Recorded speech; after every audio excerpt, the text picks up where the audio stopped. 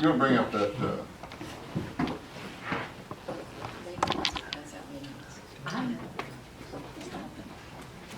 yeah, what, I mean, no, you just go about your business as we're talking, Miss Megan.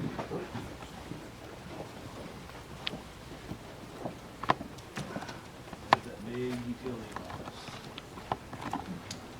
That's the area, that's the north side of Harwood. And this is, well, Mr. Easton's brought this up, and then Vicki Dobbs has brought this up a couple of times. And we'll just let Chris and Hal walk you through what the challenge is.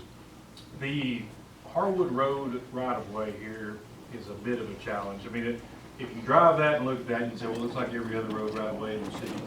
But when you go back and look at the plating of it and the dedication, there is not the typical 9.5 foot behind back of curve that you would find in the particular section that we're talking right here. So the vacant lot there from the fire hydrant up to the quick trip entrance is undeveloped. And of course, the typical way that this would happen is when the lot developed, the developer of the lot would dedicate the appropriate right-of-way that's on the thoroughfare plan. And also as part of that dedication, they would then build the sidewalk and whatever ADA ramps, the driveway, et cetera, as part of the development of that lot. So there is no plan, at least that we're aware of, anytime soon that somebody's looking to develop that lot. And so one of the key issues that we have is there is just, our code requires a 5-foot sidewalk. The sidewalk you see in the picture is not 5 foot, it was put in before the code required that. But our code, and so if you go to put a sidewalk today, obviously you'd want to build it to the current code, would be a 5-foot sidewalk. And there is only about 4 feet between the back of the curb and what is the right-of-way line. In addition, where we can avoid it, we typically don't like to build sidewalk directly on back of curb. It's just, even though that's a narrower sidewalk, I would much rather walk on a sidewalk that is several feet off of the back of curb when traffic's driving by than you would right on back of curb. So really, to do this right, number one, I would tell you, you can't build a 5-foot sidewalk and 4 foot with the right-of-way. You're gonna have a foot overhang. But you really ought to get the appropriate amount of right-of-way that's called for on the thoroughfare plan and build the sidewalk where it should be long-term. And so I think how you've had some couple conversations with the property owner. Number one, to ask him, are you willing to dedicate the right-of-way today? And I guess the little stick and carrot there would be, if you're willing to do that, the city would look at putting in the sidewalk. Now, we cannot force him, short of doing some development, to dedicate the right-of-way to the city. If he were to say, I'm not interested in dedicating it, I'd sell it to you. I mean, that's a whole other ball of wax there. And then he could very well say, I'm not interested in dedicating it or selling it to you. That would leave you either do nothing or exercise eminent domain, which we're not going to do. So the owner of the property, I would say, plays a pretty key role here. How you've talked about having, but I mean, your conversations have been fairly agreeable, I guess, if you will. They have. He actually owed me a call back yesterday and did not call me. So I'm not sure what that means. How big is that lot? Oh, I'm trying to think. Got There's 2 lots there. And this man owns one and controls the interest of the other one. And I'm trying to remember, I just didn't bring, we've got the acreage and size on that. And that's zone commercial? It is on commercial. So if you skip over the right-of-way and the width part, let's just say that we're able to overcome that. Then, just simply from a construction standpoint, Hal has provided, and Public Works has provided an estimate, it is about $25,000 is what it would cost to put that sidewalk in. It does require, you can see here on the drawing that they've worked up, a retaining wall. I think at its highest point is somewhere in there with 2.5 feet, I believe. 2 or 3 feet. And you say, well, why do we have to have a retaining wall? That's about getting the sidewalk in at the proper slope to be ADA compliant. And then there are some utilities that would have to be moved. A utility pole, and this goes back in to get into the property owner and the access. The utilities will move, because it's ostensibly part of the roadway network, they will move at their expense the utility for us to construct the sidewalk. But they will not move it if there's not a place to put it legally, and there is no place to put it legally. So part of what we would work with the property owner from a right-of-way standpoint would be the full width of right-of-way that would allow for a sidewalk and the relocation of the utilities. So again, if you get the right-of-way that you need and you work with the utilities to move it, the straight-up cost here is about $25,000, again, plus those other pieces. What about the switch box? It's actually, we'd have to look real close, it's actually the better spot than I thought. I thought it really encumbered more. And that fire hydrant too? And the fire hydrant is one that we would have to, when we design that sidewalk, this thing actually, if you're looking at it, would jog back to the north just slightly to get back aligned like it should be, and then align up with the development on the quick trip in. I think the fire hydrant would probably be okay. If not, it can be moved back, because again, once you obtain that full width right away, you do have the 9.5 feet that we're used to working. And that cost includes moving of that fire hydrant? The cost, $25,000 includes all the utility relocations that we have to do. I say that, I mean, obviously the franchise utilities are doing it if we provide easement or right of way on their own nickel. It's our utilities that are including that The cost. problem is not really the vertical box. There's some panels in front of it where that sidewalk ends that are horizontal in the ground that you can't see, and I'm not sure what those are. We'd have to actually make those where they would, you could make them structurally sound where you could ride over them, or they'd have to be relocated. If you're familiar with the sidewalk behind, let's say Lowe's on Gateway, there's those vault panels within the sidewalk. They're a metal panel, but they're structurally sound and it provides access. You don't necessarily have to relocate them. Mr. Porterfield? You guys are gonna think I'm crazy. That's coming out of my mouth. But that property is zoned commercial. Yes. If we change that to residential, it would develop quickly. And the developer could do all this. I'm not normally in favor of moving commercial to residential, but in this case, it might be advantageous. If Mike Collins was here, he could tell us. Or Chris, you may know, have we had anyone look at that from a residential? I cannot tell you the last time anybody's asked any questions about that particular piece of property. We can explore that, because I'm not sure what the depth of that is, the width of it, but it's, there is a big demand for residential property. I don't know about backing right up to that quick trip, but there may be. There'll be a fence. Where does Quick Trip, is their property line generally where that drive goes in? It's generally splitting this driveway. Now, then when you go north to their office building, it is much deeper. Okay, so you wouldn't be, there would be some distance. There would. You wouldn't be, for instance, here, the property lines are generally in this. Because when that was originally put in, that's what you do. And to avoid multiple driveways, you have a driveway that splits the property line. That's a mutual access. We can probably chase that rabbit within days. There's just a handful of builders that are doing all the building here right now. And they're looking for Euless property. They I are, like it, Glenn. they are. That's yeah, I am I am shocked. surprised.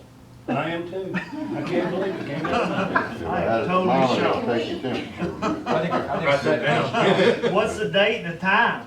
I got it. I think it's the medication talking. But yeah, Lack it's, we can chase that quickly. But You're really not gonna be able to get much in the way of commercial on that. Sir? You're not gonna really be able to get much in commercial on that location and that size. I mean, you get a dry cleaner, you get something like that. You're not gonna get anything that moves the needle. Well, I'll have to say that I thought the cost would be more than 25,000. I did too. Yeah, I did too. Well, that's predicated on the donation of the right of way. Right. Yeah. And no utility movement. And no utility. Yeah. Okay. That could go up, but so that's just kind of the status, and to tell you that there really is some challenges. It's, Yeah. But we'll continue to pursue that, and we'll chase down the residential quickly. Then if that doesn't work out, then we've got money in our budget to probably just do that if we work out all the idiosyncrasies. I can't imagine this happening. Y'all may have discussed this while I stepped out for a minute, but if Mr. Glenn Lyons is the owner, if he absolutely refuses to sell or do the right of way, I mean, our long-term position has been, we're not gonna condemn any property, so it's unless it's absolute necessity, and it is ultimately his responsibility, so I can't imagine that he will at least donate it. Have y'all reached that point, huh? No, sir, he owes me a call back. Okay. So that's the status of it. So we've not overlooked it or forgotten it or anything else. It's just not, it's not like going down and slapping down. So that's the actual lot, the square there? Wow. I was talking, it's 2 lots, but it is these 2 lots here. And he owns both those lots? He owns one and controls the interest, represents somebody that owns the other one, he told me. Well, how did Quick Trip's got a driveway going. Yeah, how did Quick Trip get the, Mutual access. Mutual access. okay. And I was off on that, at least according to how good this drawing is accurate, that I had to pull the plat. This property's not platted, this property is, but that driveway's not perfectly split. You can see that the property line's fucking right there. And you see the right-of-way line on the one closest to Quick Trip is not the problem. It's- Yeah. It's that one right there. Yeah. Okay. So we'll chase that. Yeah, I gotta assume that it's off a little bit, because if not, that property line goes right through that house. Yeah, There's, could be off. we pull the plat and know for sure. That picture Okay. is like there's a lot of land there. Yeah. While Hal is still here, are you needing to leave? I can stay a few more minutes. It's not like we have to drive back to McKinney. Well, actually, I've got to go to McKinney. My house was supposed to close on Wednesday. It did not. So now I've got fish and pool. It's supposed to close this week now. So You I gotta have feed to the go. fish. Well, you don't have to stay. I just, No, no, while you're here, I was I gonna don't- talk a little bit about water wells. No, I'm tickled to death to stay for a few more minutes. As long as it's not an hour-long discussion, I say. Oh, man. I may not even want you here. No, go to the beginning. Don't No, worry. no, I can stay. Need help with anything else? No, sir. Okay. You know, if you needed somebody to tow something. Oh, Yeah, we'll send Perry with you.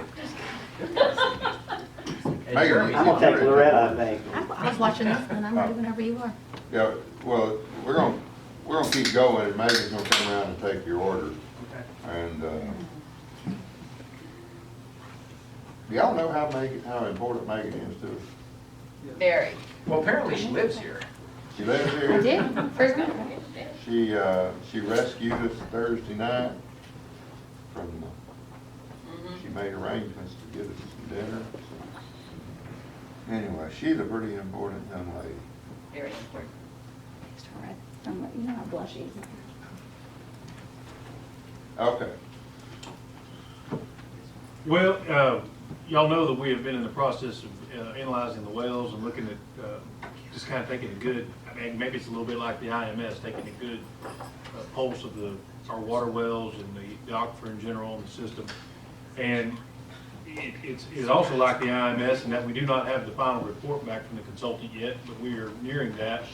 But we can share with you kind of the gist of the report. We'll have many more details coming forward. But I want to talk real quickly about a few things. One thing is just to remind everybody, we have 3 wells still currently in our system.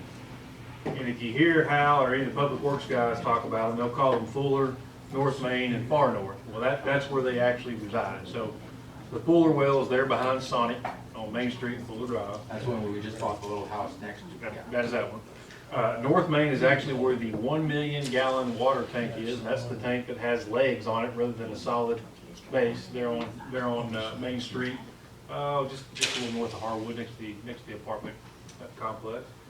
And then the far north is not at the 2 million gallon tank on the far north end of town.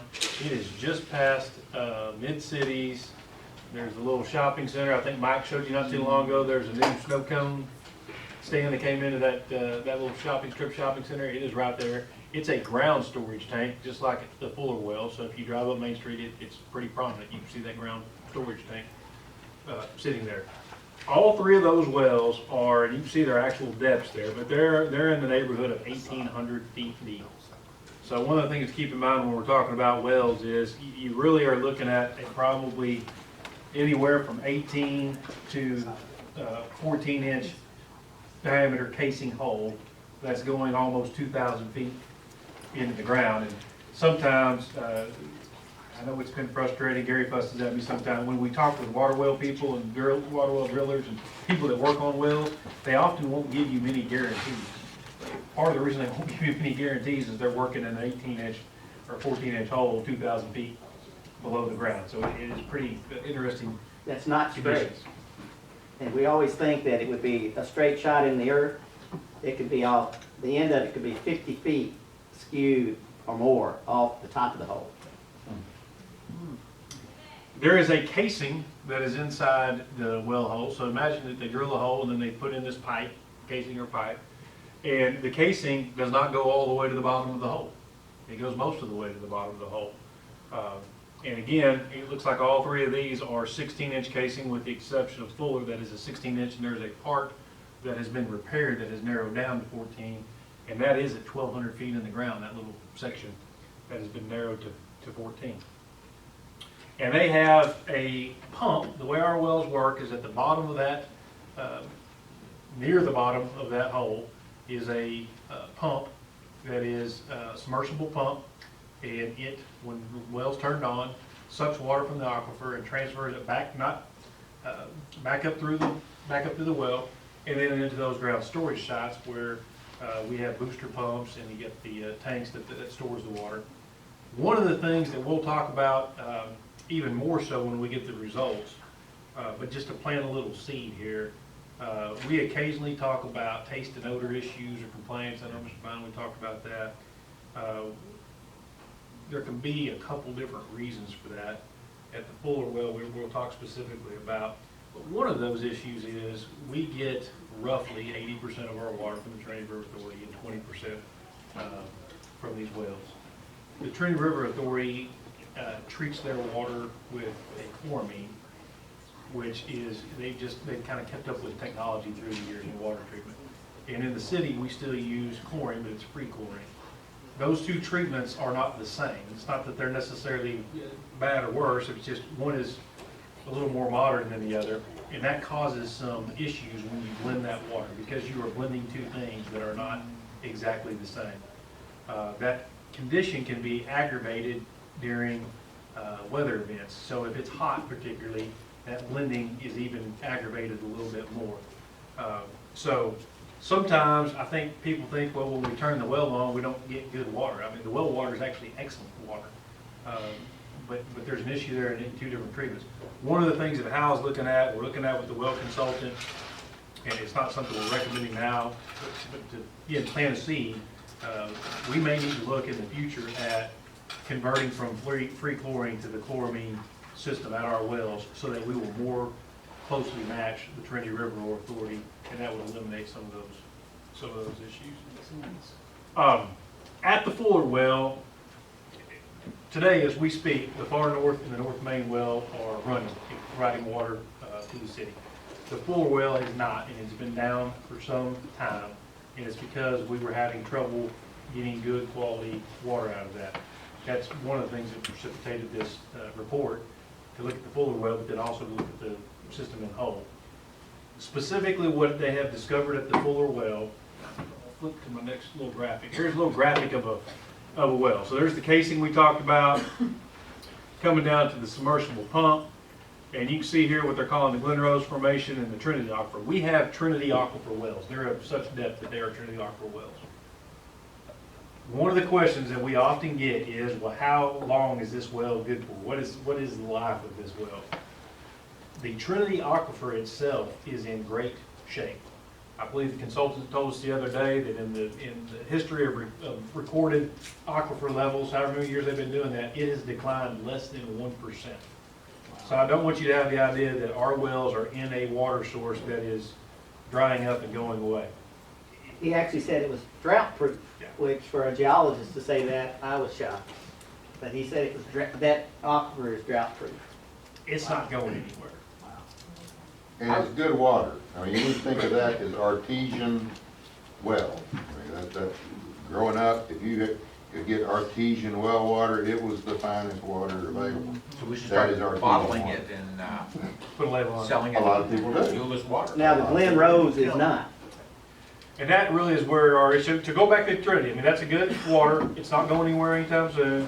So when we talk about what's the life of a well, what you're really talking about is the physical components. The casing, the gravel, the screens, those things that you put in, they deteriorate over the time, and you either have to replace them or rehab them. And then when you talk about getting to a point, and I'll get to this in a minute, when you might have to shut a well and drill a new well, we've got a 16-inch casing. There is a procedure, and that's actually what we're going to recommend to you, where you put a smaller diameter casing inside of that. You sleeve it, if you will, and you concrete or grout the in-between part, and you reset your motor and pump. Obviously, when you do that, you have narrowed that diameter some. You can do that, that's kind of a one, maybe two trick pony. And then you get to a point where it is small enough that you can't get a reasonable size You got a return. garden hose coming in. Yeah. And so that's where you say, we've got to shut the well and move over. It is not that the aquifer went bad, or that site is somehow soiled or won't work well. So I just want to plant that seed in your mind. A lot of people say, how long is a well good for? There is a life, but we're really talking about the physical components. In the Trinity Aquifer, we're talking more about physical components than we are, for instance, the aquifer drying up and going away. The Glen Rose Formation that you see right above that is a geological formation that also holds water. And so in particular, what has been determined at the Fuller well is there are some leaks from the Glen Rose Formation that they leak out and they flow down into the Trinity Aquifer. So what happens, the way our wells currently run, because we're using our wells and the Trinity River Authority, they kick on and off on an as-needed type basis. If it is off, and you've got infiltration of this Glen Rose water coming down, then when you kick it on, you get the initial water is bad, if you will. It has got a high concentration of this Glen Rose aquifer water. When I say it's bad, it is not a health hazard bad. It's got higher iron content, several other minerals. It's going to, people are going to say, well, the water looks dirty. If you drive down Main Street and look at some of those houses there on Ash and Oak that still have private water wells, you'll see the iron content in those higher aquifer wells. You'll see stained trees or sidewalks or even buildings are stained. Right. So when I say that Glen Rose water is leaking, it's not a health hazard. It's not bad, but it's going to provide less than desirable results, and it's not going to be water that you want to deliver to people. How it's going to get flooded with phone calls, people saying, "What is this?" So the reason that we are able to turn the pump on and run it for some amount of time, and then and people say, well, then it clears up. What you're doing is just, you're sucking up all that Glen Rose water that has leaked in while the pump is off.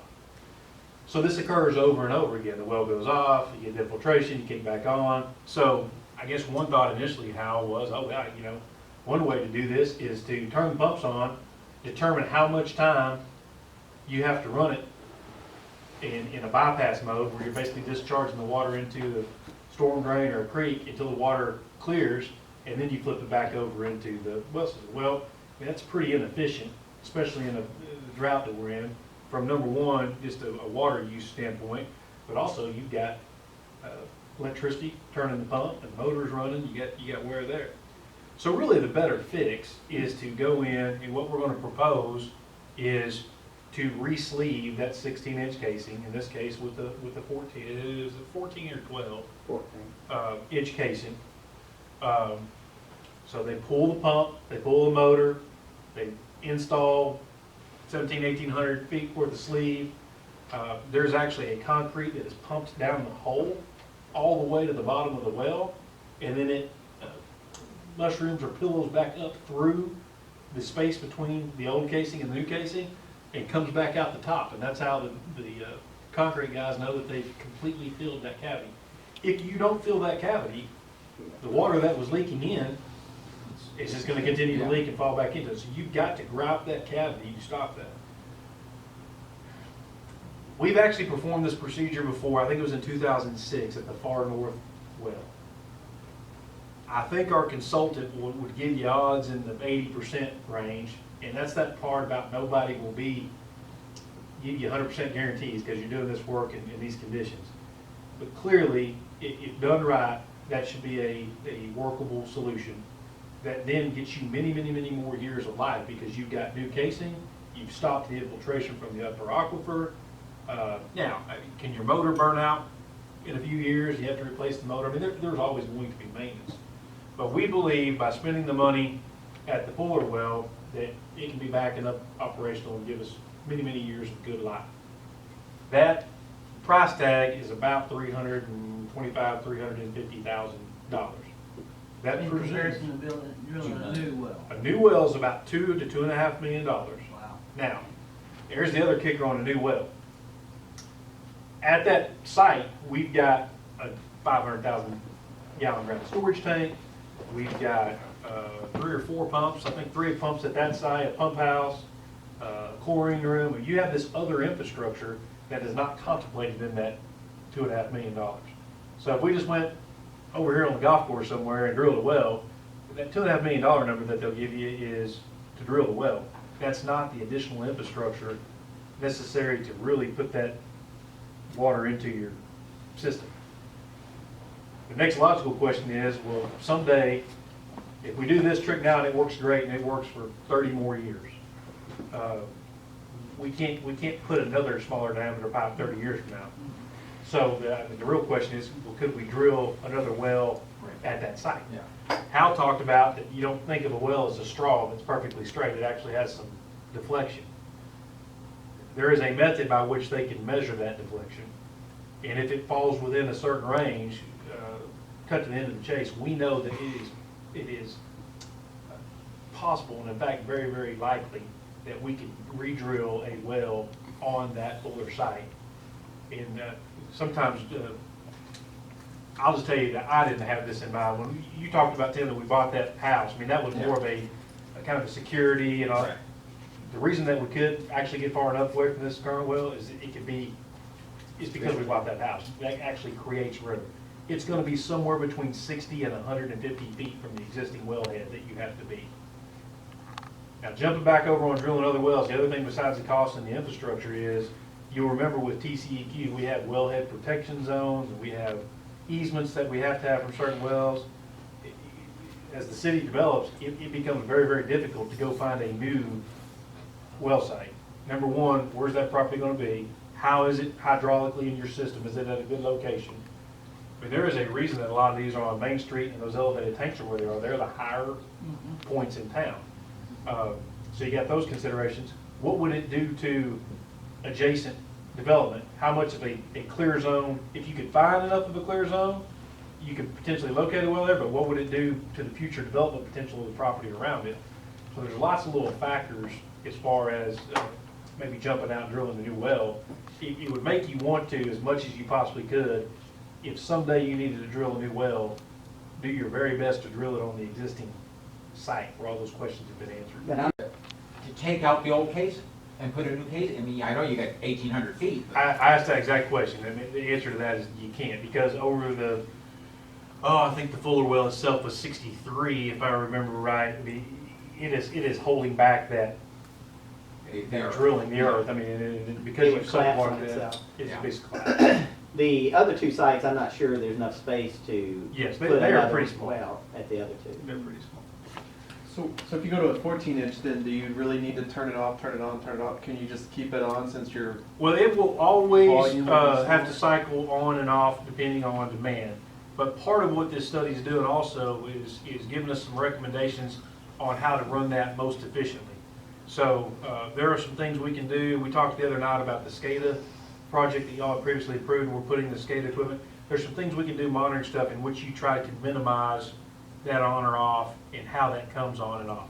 But if we put this new casing in and grout that, and we get a good seal, which was what the goal of that for is, if you turn it off, you're not going to get the infiltration from the upper aquifer anymore. So, with the 14-inch, the inner case, would we do that all the way from the top all the way down, or could you do it just from the Glen Rose formation down? Well, That'd be if feasible. you kind of look at this example here, I mean, we kind of actually put the actual, this is our actual Fuller well numbers. This is a generic diagram that Right. we've modified it here a little bit. So obviously you can see where it is.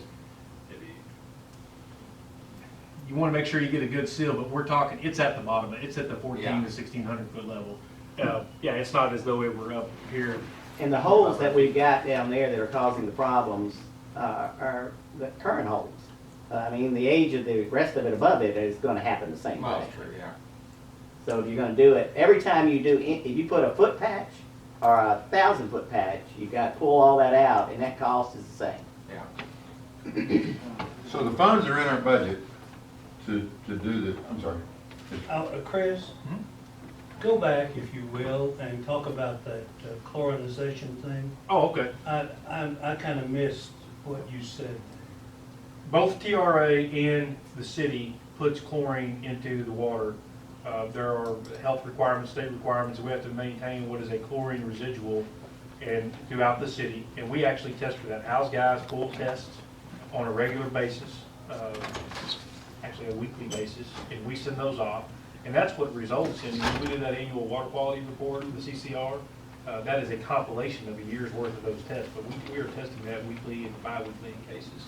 And we have to maintain a certain chlorinated range. Can't get too hot, can't get too low. That's what keeps the water, even in a stagnant, not say stagnant, I mean, in a moving system, that from being good, that's how you keep it to be a good quality water.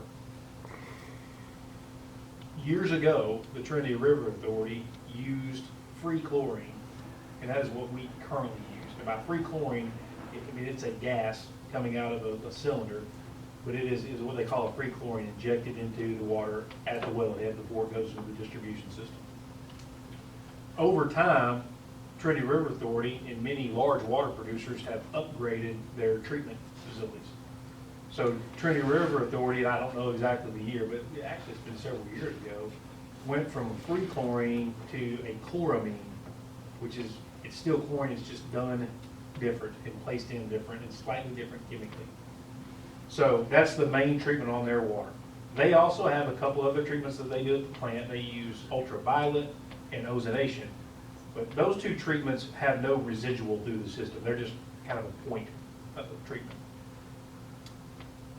TRA's water is about 80% of what we use, 85%. So if you had 2 cups of water and you were pouring 85% of water out of this one and 10 to 15% out of this one, and you're blending that water into the new jar, and they were 2 different pieces, it's not going to be a perfect blend. Depending on where your tap is in relation to one of our wells, it would make sense you're going to get a higher or lower concentration of this blend. For instance, if you live in Warsaw, I'm not going to tell you you're not getting any well water, but you're getting a much less concentration of well water than if you lived on Ash Lane, for instance. So when those 2 waters blend, because they're not treated exactly the same, they're both perfectly fine treatments and they both meet regulations, they're both healthy treatments, but they don't blend as well as they could. It is a chemical process, and I said that process can be agitated by, for instance, heat. So during the summer, it blends even worse than it does during the winter. If you think about it, when we get some calls, we get more calls during the summer. It is different than what you will hear occasionally from the Trinity not the Trinity River Authority, but the Terry Regional Water District, or the North Texas Municipal District, sometimes they'll tell you that they're switching over lakes, or you get a seasonal lake turnover, and that's a different issue, but, that is, because we're blending the two waters, there's a slight difference there.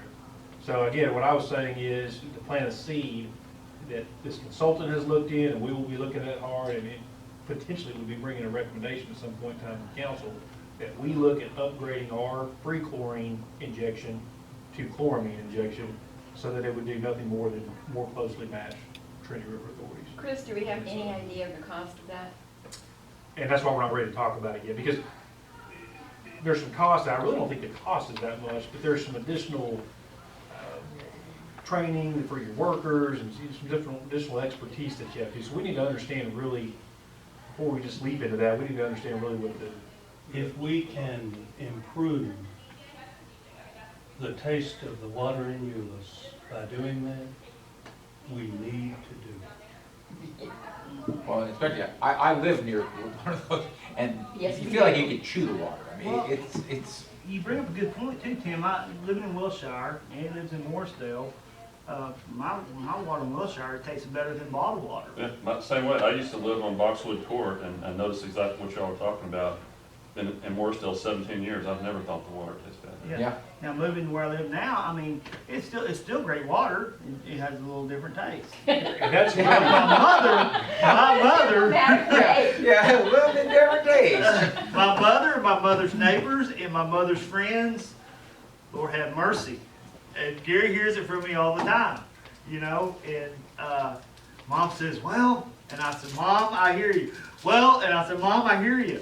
And then Yeah, I hear I'll be that one, walking too. through her neighbor, and they'll, Perry, I said, I hear you. You know, So- Gary hears it from me all the time.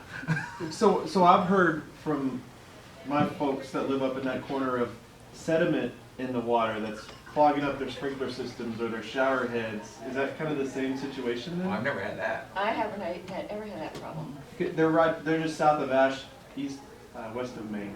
If you think about the whole water system, there's obviously high and low points.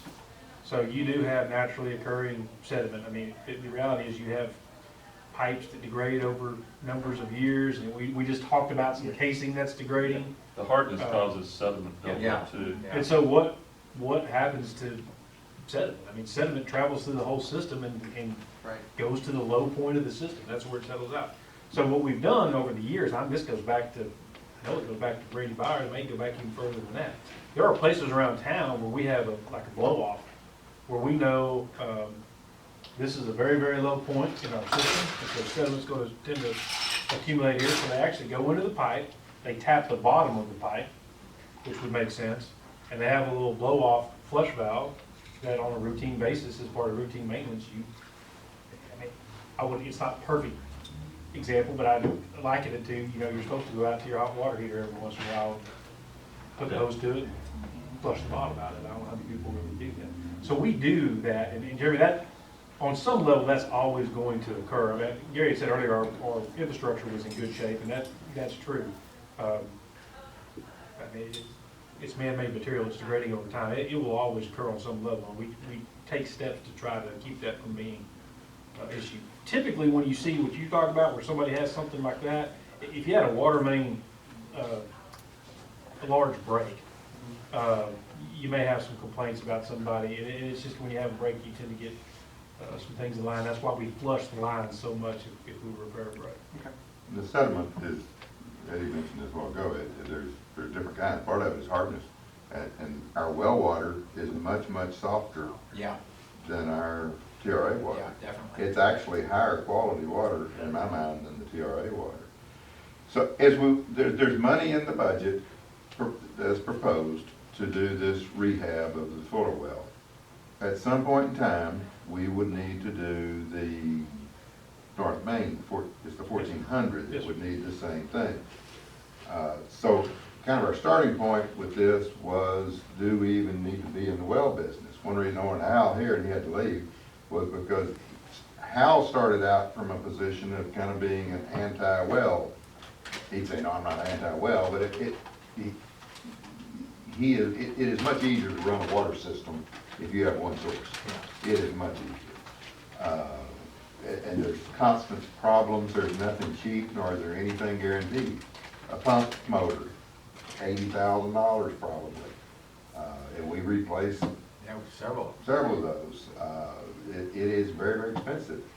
What we have found from the consultant is that there is a reliable source of water. It is extremely high quality. We do need to do something with our chlorine at some point in time, and we don't have the cost of that yet. We know a little better today than we did about what the delta is between what it cost us to produce that water versus TRA. And that is generally, is it $1.18? Yes, sir. What the report's coming back is $1.18. That includes that groundwater conservation district fee that is fairly recent that we're mentored to. And you gotta bounce that off, $2.91, I think is TRA's new base rate. And that's just gonna keep going up. That will Yeah. keep going up. Yeah. Now, I mean, honestly, the cost of operating those wells continue to go Yeah. up. But there's several things we can do. These rehabs, if we're gonna stay in the well business, we gotta do them. We can't be pumping out 500,000 gallons every day because it costs electricity to run that. We need to do some replumbing. Right now, that water goes directly into the system. If we replumb some of those, particularly there at where we have elevated storage, where it goes into the elevated storage, we can do that at night at a cheaper cost of electricity, off-peak period, and it can better mix, and we can get a little bump in our profitability. And that's a bad word, and we're not making a profit, but it helps us keep our other Yeah. water rate down. You reduce the leakage of your. Yeah, so, we believe we need to do this. I believe we need to stay in the well business. Do we need to drill more? I don't really think so now. Ms. Ryan, you'd asked that quite some time ago, and that is both from we don't own the property to do it. It ties up too much property. The other thing is we have a contractual as well as an ethical obligation to TRA. We should not be supplanting TRA water with this. We shouldn't produce much more than what we've been producing. And traditionally, we have said we're going to produce about 1 million gallons a day per well. Why do you say we have an ethical obligation? Well, we were one of the founding members of TRA, and so all of their infrastructure is predicated upon us, you know, them providing about 85% of our water use. And so if we drop that down to 50%, then we really cheated the other cities and TRA by doing that. To tweak it a little bit, we're fine, but there's a contractual obligation of that they be our primary water provider. And in my mind, there's an ethical obligation because what water we don't take costs, it drives up the cost of the system. And so it is a co-op. I mean, we didn't show it the other night. We got a slide of an example of how a co-op works, and the slide is farmers. Well, if we all agree we're going to build a cotton gin, and we're going to share in that cost, but all of a sudden, Mr. Steniford says, well, I can get it done cheaper over in Bedford. And so he takes his cotton to Bedford. What that's done, it is cost the rest of us more money for the basic cost to run that gin. But something doesn't sound right. If theirs is $2.91 or whatever, and ours is $1.18, are they doing their part to be efficient for the co-op? Well, remember, we don't have the cost of reservoirs. That water is pumped 60-something miles. And Richland Chambers was built specifically for providing water. That was several $100 million, so I mean, they have enormous costs. We could not do without them, so, I mean, we're joined at the hip with TRA. And the fact of the matter is that Fort Worth's water is going up, everybody's water is going up. So it's not, if we were being gouged, it would be one thing, but I don't think we're being gouged. But the other part, even if you don't buy into that, we don't have the space to go build wells with what the current TCEQ requirements are as far as that space. Yeah. And, well, Do we or anybody around here fluoridate water? I had that question the other day, and I have no idea. is it fluoridated? Florida, yes. It is fluoridated. Question I had, should we go ahead and start depreciating that well out with anticipation having to replace like the Fuller well? I mean, should we go ahead and anticipate having to replace that in 20 years from now or 30 years from now? Yeah, are these wells on the depreciation schedule? We are not doing anything to accumulate a replacement fund for the wells. That would have to be a straight up cost. I mean, you obviously contribute the $1 million a year towards our lines, but we have the well repair monies, but we do not have a well depreciation account. Because that's gonna happen. Well, it's gonna happen, but it may be 50 years. Right. It's, if we can get a good repair on this, it should last an awful long time. And the fact of the matter is, should we? Probably so. There's probably a lot of things we ought to have a depreciation fund on that we don't. We're one of the few cities around that has it on our fleet. But it's just, if we want to build it in the rate, we can do it, but it's gonna be significant. Yeah.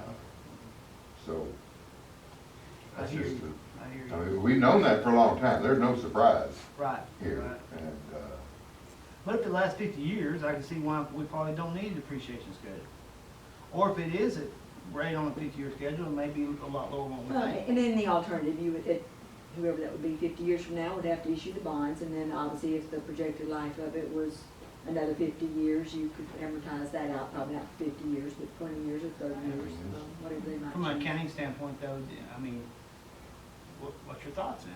I think in a situation like that, it would not be inappropriate to issue bonds when the time would come, and then the future users of that would pay those bonds off over a 20, 25, 30-year life.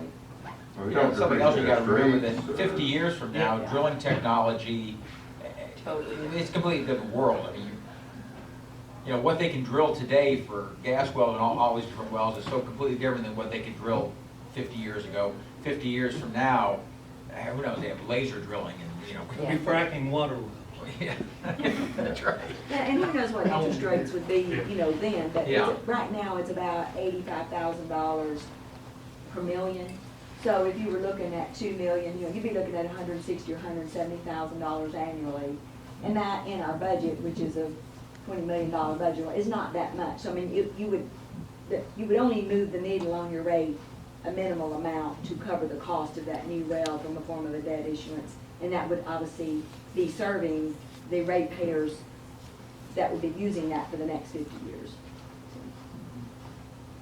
50 years from now, we may be drinking 80% reclaimed water blended with 20%. That's right. Probably We may have our own treatment facilities at each one of our houses too. Well, I was thinking, if you have to, I know this is not after it's repaired, but now, if there were a way to get that Trinity, the whatever it is, the first Windrow? water into our reclaimed water system, that'd be wonderful. Good, good. If it didn't deteriorate the quality of our reclaim, because it is heavily iron laden. Iron is the primary issue there, because it will rust and stuff. So anyway, that's in the budget, and that's where we are. And I think in the next year or two or three, somebody needs to be putting in the monies to rehab the North Main well. They're big numbers, but spread over the cost of that water in general, it's not that big a number. And then we'll also be making a long-term plan for the chloramization of the means of sanitation. You might have just made that word up. Chloramization. Chloramization. Chlorination. Chlorination. It's close enough. This is only a question, I'm not criticizing, but if we have 20% of our water is well water, and it costs so much less than TRA money, water, shouldn't our rates to our customers reflect that incremental lesser rate for well water? It does. Our rates are built and predicated on being able to get that 1 million gallons a day from well at that lesser cost. Yeah, so And what it does not do is Tim is closer to the well, he gets more well water than Eddie does in Morrisville. So my price should be cheaper. And his No, our price should be That's right. that is not, it's Since I have to chew a my blended rate throughout that. But no, Jackie and her calculations absolutely counts on that Okay. well